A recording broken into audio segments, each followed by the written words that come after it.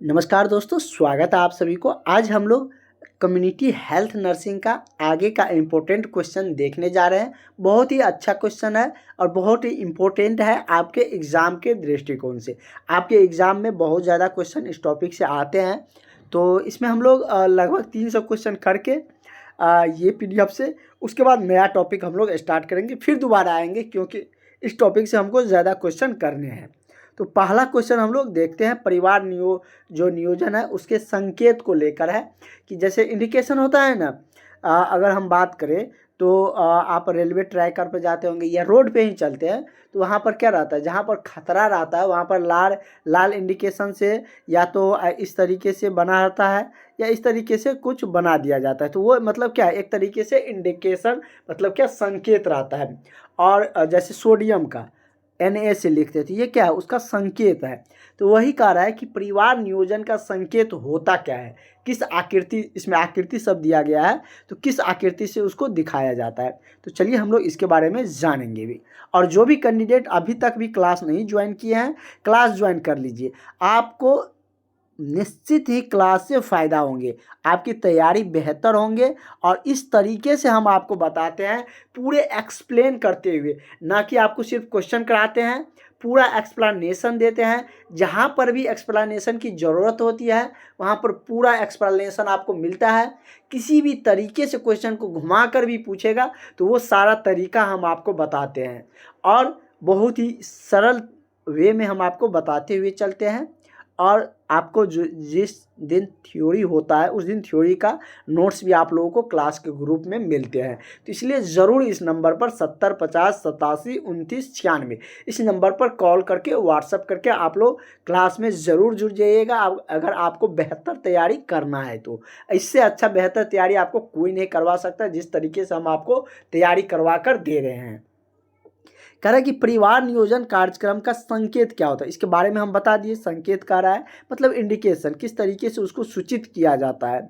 जैसे इसमें दिया गया है कि वृत्ताकार, वृत्ताकार तो आप लोग जानते हैं ना, इस तरीके से वृत्त होता है। त्रिभुजाकार कर है, त्रिभुज आकृति, त्रिभुज ऐसे बनता है ना। आयत, आयत ऐसे बनता है, ठीक है। उसी तरीके से क्या है ये आयत भी आप यहाँ पर देख सकते हैं, इस तरीके से आयत होता है। त्रिभुज ऐसे रहते हैं।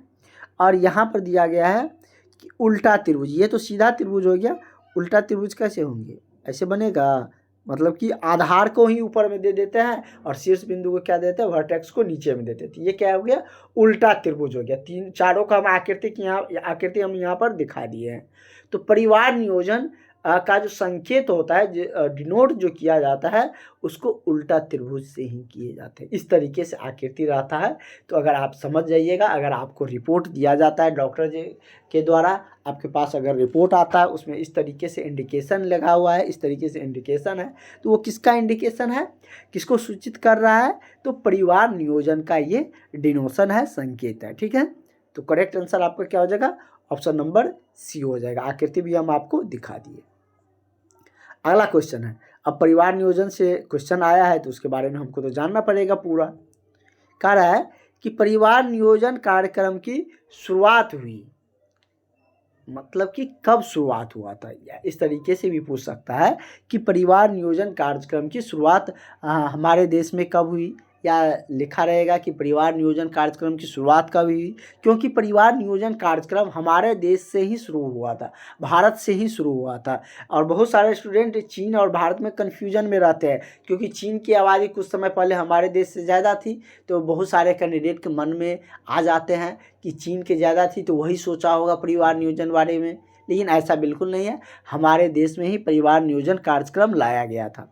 तो फर्स्ट ऑफ ऑल कब लाए गए थे, तो ये आया था 1951 में। कब आया था, तो सन 1951 में परिवार नियोजन कार्यक्रम लाया गया था। तो करेक्ट आंसर आपका ऑप्शन नंबर ए सही हो जाएगा। और इसका उद्देश्य क्या होता है, तो ये आपको जानते ही हैं, जनसंख्या को रिगार्डिंग है, जनसंख्या पर नियंत्रण, या दो बच्चों के बीच जो समय अंतराल है वो 3 वर्ष का होना चाहिए। इस तरीके से गर्भ निरोधक का बढ़ावा, मतलब इस तरीके से सारा कुछ उसका मतलब क्या है, एडवांटेज है। अगला है कि आदर्श गर्भ निरोधक की विशेषता नहीं है। कह रहा है कि इसमें से कौन ऐसा जो दिया गया ऑप्शन है उसमें से कौन है जो आदर्श गर्भ निरोधक की विशेषता नहीं है। गर्भ निरोधक आप लोग जानते हैं, तो चलिए हम लोग ऑप्शन में देखते हैं क्या सब दिया गया है। फर्स्ट है प्रभावी, उसकी विशेषता नहीं है। सुरक्षित, उसकी विशेषता नहीं है। खर्चीला, उसका विशेषता नहीं है। या उपयोग में आसान होता है। तो क्या होगा? प्रभावी भी उससे रिलेटेड है, उसकी विशेषता है कि गर्भ निरोधक ज़्यादा प्रभावी होते हैं। सुरक्षित होते हैं, कहेगा ना कि मतलब कि कॉपर जैसे कि ट्यूब लगाते हैं तो मतलब कि कहेगा कि मतलब ट्यूब वाला जो है वो ज़्यादा सुरक्षित होते हैं गर्भ निरोधक, या कहेंगे कि गोली ज़्यादा सुरक्षित होते हैं। और भी बहुत सारा चीज़ होते हैं गर्भ निरोधक का। उसके बाद है कि खर्चीला, खर्चीला से तो इसको कोई मतलब नहीं है। उपयोग में आसान, गर्भ निरोधक को बहुत सारे ऐसे भी गर्भ निरोधक है जो उपयोग में क्या है, आसान है। तो इसका करेक्ट आंसर क्या हो जाएगा? ऑप्शन नंबर सी हो जाएगा। ये आपसे पूछ रहा था कि आदर्श गर्भ निरोधक की विशेषता नहीं है, तो कौन है? ये इसकी विशेषता नहीं है। ठीक है। अगर खर्चीला है, ज़्यादा अगर पैसा लग रहा है तो वो डिसएडवांटेज में आएंगे, उसके विशेषता में नहीं आएंगे, एडवांटेज में नहीं आएंगे। ठीक है। अगला है, अगला क्वेश्चन आपका है कि विश्व स्वास्थ्य दिवस कब मनाया जाता है? कह रहा है कि पूरे विश्व भर में स्वास्थ्य दिवस कब मनाए जाते हैं? 1 दिसंबर को, या 7 अप्रैल को, 2 अक्टूबर को, या 7 मई को? इसी टॉपिक से आपको जीके रिलेटेड क्वेश्चन देखने को मिलते हैं, और वो भी जो क्वेश्चन रहते हैं जीके टाइप, वो भी स्वास्थ्य विभाग से रिलेटेड ही रहते हैं। तो वही पूछ रहा है कि विश्व स्वास्थ्य दिवस मनाया जाता है, तो ये कब मनाया जाता है? बहुत सारे कैंडिडेट को पता भी होगा, और जिसका क्वेश्चन आंसर पता रहता है वो आप लोग कमेंट सेशन में जरूर लिखें। तो विश्व स्वास्थ्य दिवस 7 अप्रैल को मनाया जाता है। कब मनाया जाता है? तो 7 अप्रैल को विश्व स्वास्थ्य दिवस मनाए जाते हैं। तो करेक्ट आंसर आपका क्या हो जाएगा? ऑप्शन नंबर बी हो जाएगा। अगला क्वेश्चन हम लोग देखते हैं। अगला क्वेश्चन है हमारा कि निम्न में से, क्या कह रहा है कि निम्न में से अंतर्राष्ट्रीय स्वास्थ्य संस्थान नहीं है। अंतर्राष्ट्रीय स्वास्थ्य संस्थान मतलब कि जो कि एक दो या दो से अधिक देशों के बीच की जो संस्थान होती है। अंतर्राष्ट्रीय मतलब कि इसमें बहुत सारे देश होते हैं। विश्व मतलब पूरे वर्ल्ड लेवल पर हो जाते हैं। ठीक है। अंतर्राष्ट्रीय, राष्ट्रीय, विश्व, ये में इसमें आपको कन्फ्यूजन बिल्कुल भी नहीं होना चाहिए। राष्ट्रीय मतलब एक पार्टिकुलर देश पे, जैसे कि हमारे देश में कोई चीज़ मनाया जाता है, जैसे कुंभ मनाया जाता है भारत में, तो कहेंगे कि क्या ये है? तो ये मतलब कि भारत के राष्ट्रीय पर्व कह सकते हैं, त्यौहार कह सकते हैं, या जो भी है आस्था का पर्व कह सकते हैं। तो इस तरीके से राष्ट्रीय स्तर पे हुए। कुछ होते हैं अंतर्राष्ट्रीय, जैसे क्या क्रिकेट, आप बहुत सब जानते होंगे लगभग, क्योंकि अब तो महिला क्रिकेट टीम भी आ चुका है, तो आप सब भी जानते ही होंगे। तो जैसे क्रिकेट है, तो क्रिकेट किस स्तर पर खेला जाता है? तो ये विश्व भर में नहीं खेला जाता है, वो क्या खेला जाता है? तो अंतर्राष्ट्रीय। तब मैं कहता है ICC, इंटरनेशनल। क्या है? इंटरनेशनल। इंटरनेशनल मतलब क्या होता है? इंटरनेशनल मतलब अंतर्राष्ट्रीय, मतलब कि ये मतलब कि कुछ देशों को मिलाकर खेले जाते हैं। तो अंतर्राष्ट्रीय आप लोग समझिए। तो वही कह रहा है कि निम्न में से अंतर्राष्ट्रीय स्वास्थ्य संस्थान नहीं है। यूनिसेफ, यूनिसेफ क्या है? ये भी एक स्वास्थ्य संस्थान है, स्वास्थ्य से रिगार्डिंग है, जो कि स्वास्थ्य की सारी चीज़ें यहाँ से मतलब क्या होता है, गाइडलाइंस और बहुत सारी चीज़ें स्वास्थ्य को लेकर यहाँ से जारी किए जाती है। यूनिसेफ एक स्वास्थ्य संस्थान ही है। यूनेस्को, यूनेस्को भी स्वास्थ्य में भी आ जाते हैं, अंतर्राष्ट्रीय स्वास्थ्य में भी आएंगे। उसके बाद है कि केयर, केयर भी मतलब कि केयर मतलब तो होता ही है देख रेख, तो ये भी आ जाएंगे। चौथा है कि हिंद कुष्ठ जो निवारण संघ है वो कह रहे थे। हिंद कुष्ठ, हिंद मतलब अंतर्राष्ट्रीय तो होगा नहीं, हिंद मतलब हिंदुस्तान से ही है, तो वो अंतर्राष्ट्रीय नहीं होगा। राष्ट्रीय स्तर पर संस्थान हो सकते हैं, लेकिन ये अंतर्राष्ट्रीय स्तर पर संस्थान नहीं कहलाएगा। तो ये अंतर्राष्ट्रीय स्तर का संस्थान नहीं है। ठीक है। तो करेक्ट आंसर आपका क्या हो जाएगा? ऑप्शन नंबर डी हो जाएगा। इसीलिए हम आपको पहले समझा दिए अंतर्राष्ट्रीय, राष्ट्रीय और विश्व स्तर पे, और ये सारे चीज़ हम आपको समझाते हुए हर एक क्वेश्चन में चलेंगे। जहाँ पर भी लगेगा कि आपको एक्सप्लेनेशन की ज़रूरत है, वहाँ पर पूरी एक्सप्लेनेशन आपको मिलेंगे। ठीक है। तो चलिए हम लोग आगे के क्वेश्चन करते हैं। अगला क्वेश्चन मेरा है कि निम्न में से स्वयंसेवी संस्था नहीं है, इसमें से कौन स्वयंसेवी संस्थान नहीं है? जैसे कि पहला ऑप्शन आपका दिया गया है हिंद कुष्ठ निवारण संघ, दूसरा है इंडियन मेडिकल काउंसिल, तीसरा है इंडियन रेडॉक्स काउंसिल, चौथा है भारत सेवा समाज। तो स्वयंसेवी समाज संस्था के अंतर्गत ये नहीं आते हैं। कौन?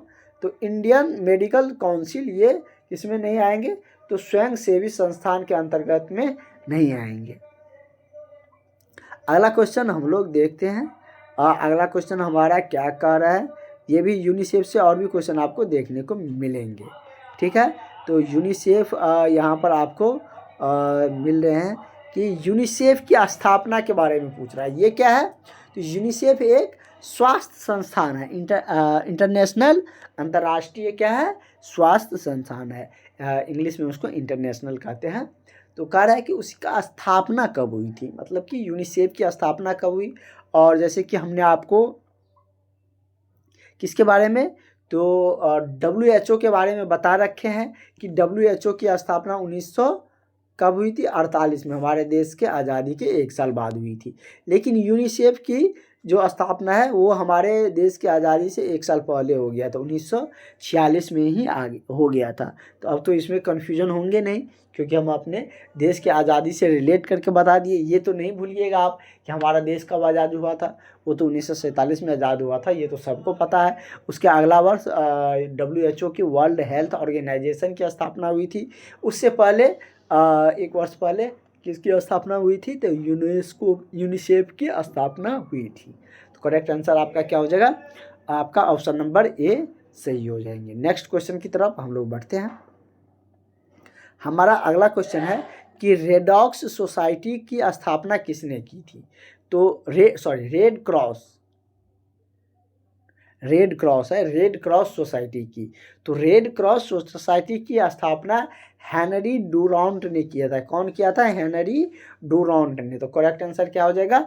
आपका ऑप्शन नंबर बी हो जाएगा। हेनरी डुरांट ने रेड क्रॉस सोसाइटी की स्थापना किया था। तो correct answer option number B हो जाएंगे। अगला क्वेश्चन है हमारा कि विश्व स्वास्थ्य संगठन का मुख्यालय कहाँ है? WHO का कह रहा है, वर्ल्ड हेल्थ ऑर्गेनाइजेशन क्या होता है? वर्ल्ड हेल्थ, ये स्वास्थ्य और संगठन का ऑर्गेनाइजेशन। वर्ल्ड हेल्थ ऑर्गेनाइजेशन, विश्व स्वास्थ्य संगठन का मुख्यालय कहाँ है? इसकी स्थापना के बारे में हमने आपको बता रखे हैं। इसके मुख्यालय भी हमने आपको बताए थे कि इसका मुख्यालय कहाँ है? जेनेवा में है, और भारत में दिल्ली में है। इससे पहले हमने आपको मुंबई बता रखे थे, लेकिन दिल्ली में है इसका मुख्यालय, भारत में, क्योंकि प्रत्येक देश में भी उसका मुख्यालय होता है। और इसका जो प्रमुख मुख्यालय है वो कहाँ है? तो वो जिनेवा में है। करेक्ट आंसर आपका ऑप्शन नंबर ए सही हो जाएगा। नेक्स्ट क्वेश्चन की तरफ हम लोग बढ़ते हैं। हमारा अगला क्वेश्चन है कि खाद्य एवं कृषि संगठन का मुख्यालय स्थित है। कह रहा है कि खाद्य एवं कृषि संगठन जो है उसका मुख्यालय कहाँ है? जिनेवा में, रोम में, न्यूयॉर्क में, वाशिंगटन DC में। तो ये कहाँ पर है? तो ये आपको रोम में स्थित है। कहाँ पर? तो रोम में क्या है? तो खाद्य एवं कृषि संगठन का मुख्यालय स्थित है। तो करेक्ट आंसर आपका ऑप्शन नंबर बी हो जाएगा। अगला क्वेश्चन हम लोग देखते हैं। हमारा अगला क्वेश्चन है कि यूरोपियन कमीशन की स्थापना हुई थी। यूरोपियन कमीशन की स्थापना कब हुई थी? तो इसकी स्थापना 1951 में हुई थी। कब हुई थी? तो 1951 में यूरोपियन कमीशन की स्थापना हुई थी। तो करेक्ट आंसर आपका क्या हो जाएगा? ऑप्शन नंबर आपका डी सही हो जाएगा। ठीक है, अगला क्वेश्चन की तरफ हम लोग बढ़ते हैं। नेक्स्ट क्वेश्चन हमारा है कह रहा है कि हिंद कुष्ठ, इसके बारे में हम लोग 2 बार देख चुके थे, अब यहाँ पर उस पर क्वेश्चन भी आ चुका है। कह रहा है हिंद कुष्ठ निवारण संघ की स्थापना हुई थी। हिंद कुष्ठ निवारण संघ की स्थापना कब हुई थी? 1948 में, या 1950 में, 1952 में या 1939 में? तो ये कब हुई थी?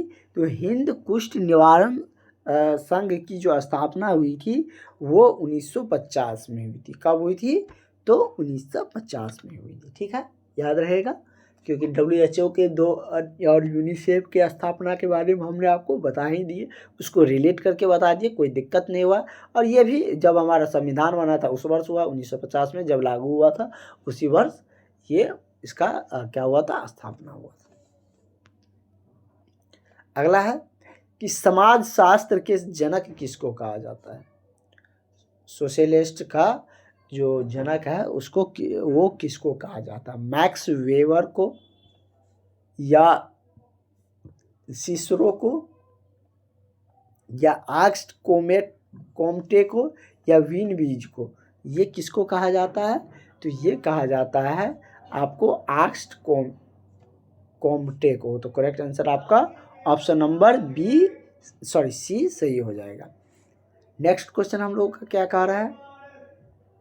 अगला क्वेश्चन आपका है कि निम्न में से, क्या कह रहा है कि निम्न में से जनसंख्या नियंत्रण का सही उपाय नहीं है।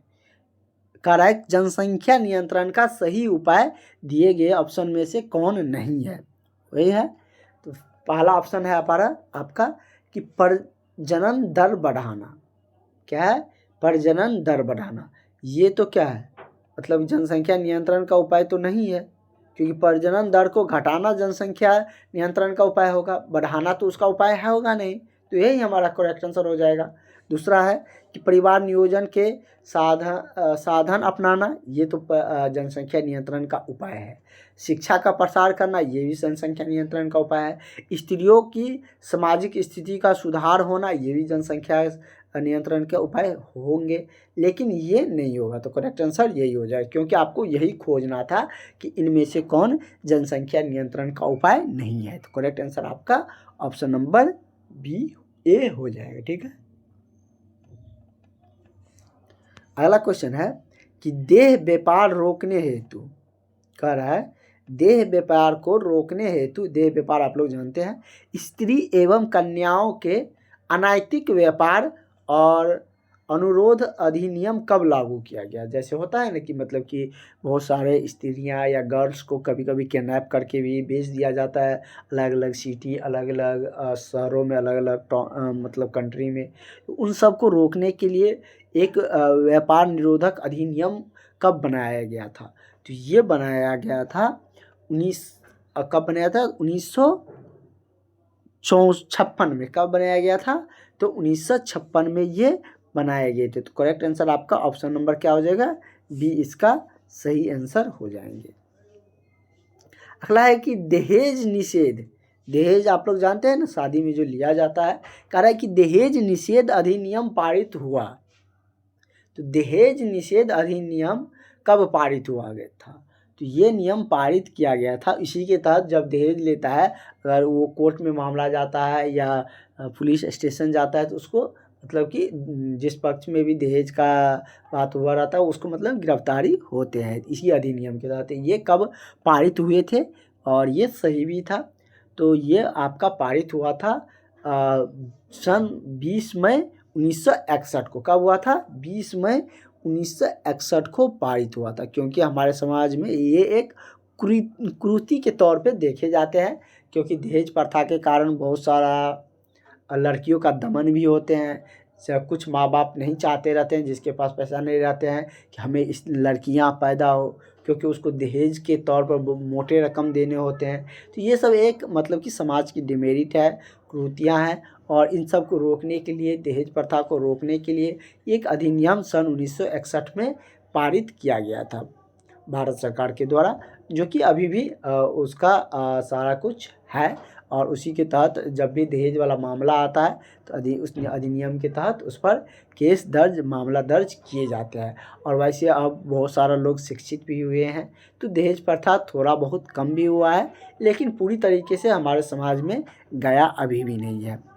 तो ये आप लोग पे मेहनत से भी जा सकता है, क्योंकि अगर आप लोग पढ़िएगा, जैसे आप जॉब ले लीजिएगा, तो ऑब्वियसली कि लड़का वाले तो दहेज की बात ही नहीं करेंगे, क्योंकि आपके पास ऑलरेडी जॉब होंगे तो कहीं नहीं सकते। वैसे शिक्षित रहते हैं तो वैसे भी आप लोग लड़का पे डोमिनेंट हो जाते हैं, हावी हो जाते हैं। कहने के लिए भी रहता है कि माँ बाप को मेरी बेटी इतना तक पढ़ा है, अगर आपने अपने बेटे को इतना पढ़ाया है तो हमने अपनी बेटी को भी इतना पढ़ाया है, तो दहेज किस बात के देंगे। तो ये सब आप सब के भी योगदान से हमारे समाज से समाप्त हो सकते हैं। ठीक है, तो आगे की क्वेश्चन हम लोग देखते हैं। कह रहे कि विश्व अस्थमा दिवस कब मनाया जाता है। जैसे कैंसर दिवस के बारे में हम लोग पिछले क्लास में जाने थे, तो वही यहाँ पर है कि विश्व अस्थमा दिवस कब मनाया जाता है। तो ये अस्थमा दिवस जो मनाए जाते हैं, तो ये आपको 7 मई को मनाया जाता है। कब मनाया जाता है, तो 7 मई को विश्व अस्थमा दिवस मनाए जाते हैं। अगला क्वेश्चन हम लोगों का है, और बहुत ही अच्छा क्वेश्चन है कि निम्न में से कौन सा दिवस 11 जुलाई को आता है। तो 11 जुलाई को जो मनाए जाने वाला दिवस है वो क्या है, तो वर्ल्ड पॉपुलेशन डे, विश्व जनसंख्या दिवस मनाया जाता है। क्या, तो वर्ल्ड पॉपुलेशन डे 11 जुलाई को मनाया जाता है, विश्व जनसंख्या दिवस। करेक्ट आंसर आपका ऑप्शन नंबर ए सही हो जाएंगे। ठीक है, अगला क्वेश्चन आपका है कि भारत में मृत्यु का पंजीकरण कितने दिन के अंदर करवाना अनिवार्य होता है। जैसे क्या मृत्यु प्रमाण पत्र बनते हैं ना, तो वही कह रहा है, वही पंजीकरण हुआ। तो कह रहा है कि भारत में मृत्यु का जो पंजीकरण है उसका मतलब कि दिन तय होते हैं, इतने दिन के अंदर में करवाना जरूरी होता है। तो ये कितने दिन के अंदर में करवाया जाता है, तो ये आपको 7 दिन के अंदर में, कितने, तो 7 दिन के अंदर में जो मृत्यु प्रमाण पत्र है, पंजीकरण है, वो बनवाए अनिवार्य होता है। तो करेक्ट आंसर आपका ऑप्शन नंबर क्या हो जाएगा, ऑप्शन नंबर आपका ए सही हो जाएंगे। ठीक है, अगला क्वेश्चन हम लोग देखते हैं। कह रहा है कि विश्व स्वास्थ्य संगठन के किस दिन विश्व के स्मॉल पॉक्स से मुक्ति की घोषणा हुई। स्मॉल पॉक्स जो छोटी माता कहते हैं, वो हमारे देश में ही मतलब कि इजाद हुआ था और उसका अब समापन भी हो गया है। तो ये WHO जो वर्ल्ड हेल्थ ऑर्गेनाइजेशन है वही डिसाइड करता है, वही मतलब कि घोषणा करते हैं कि कौन से देश किस बीमारी से मुक्त हो चुका है और कौन से देश में बीमारी का इजाफा हुआ है, या कौन देश में कौन सा वायरस या कौन सा बीमारी फैला है और किस देश को महामारी घोषित करना है। तो ये सब WHO निर्णय करते हैं। तो WHO विश्व जो स्वास्थ्य संगठन है उसके द्वारा जो विश्व में स्मॉल पॉक्स है, ये ज़्यादातर भारत में ही होते थे। स्मॉल पॉक्स से मुक्ति की घोषणा किया गया था कब, तो ये 8 मई 1980 को घोषणा कर दिया गया था, जबकि हमारे भारत में बाद में हुआ है। लेकिन 8 मई 1980 को स्मॉल पॉक्स जो होते हैं, छोटी माता कहते हैं जिसको, तो उसकी क्या हो गए थे, मुक्त मतलब कि समापन हो गया था विश्व में बहुत सारे जगहों पे। तो उसकी घोषणा विश्व स्वास्थ्य संगठन के द्वारा किया गया था। अगला है कि भारत में स्मॉल पॉक्स से मुक्ति की घोषणा कब हुई थी। तो भारत में इसकी घोषणा कब किया गया था, तो भारत में इसकी घोषणा 1977 में हुआ था। बोले आपको कि यह भारत में बाद में हुआ था, तो 1977 में इसकी घोषणा हुई थी, इसकी मुक्ति का। अगला है कि वर्तमान में भारत में मातृत्व मृत्यु दर कितना है। जैसे कि जन्म देते समय माँ की मृत्यु हो जाती है, शिशु की मृत्यु हो जाती है, तो वही कह रहा है कि भारत में वर्तमान स्थिति में भारत में मातृ मृत्यु दर की स्थिति क्या है। तो ये कितना है, तो ये आपका है 254 प्रति लाख। 254 प्रति लाख मतलब क्या, 1 लाख में 254 व्यक्ति की मातृ मृत्यु दर से जो मृत्यु है वो होती है मातृ मृत्यु दर से, मतलब कि 1 लाख में कितना, तो 254। हालांकि फैमिली प्लानिंग प्रोग्राम कब आरंभ हुआ था? तो फैमिली प्लानिंग जो प्रोग्राम है वो कब आरंभ हुआ था? बाद में इसी का नाम चेंज करके परिवार नियोजन कार्यक्रम मतलब कि परिवार नियोजन कार्यक्रम जो रखा गया था, वही कह रहा है कि मतलब कि इसका कब प्रारंभ हुआ था? तो ये 1953 में हुआ था। कब हुआ था? तो 1953 में इसका आरंभ हुआ था। ठीक है, और इसके बाद हम लोग आगे की जो क्वेश्चन है वो नेक्स्ट क्लास में कंटिन्यू करेंगे। और इसके बाद आप सबका जो भी वैकेंसी का इन्फॉर्मेशन है वो सारी जानकारियाँ आपको क्लास के ग्रुप में मिलते रहेंगे। जो भी कैंडिडेट अभी तक भी क्लास नहीं ज्वाइन किए हैं वो सारे कैंडिडेट ज़रूर इस नंबर पर कॉल करके व्हाट्सअप करके क्लास में जुड़ जाइएगा। आपको निश्चित ही क्लास से फ़ायदा होंगे। ठीक है, और नोट्स भी आपको उसी समय मिल जाते हैं। तो मिलते हैं नेक्स्ट क्लास में। Thank you.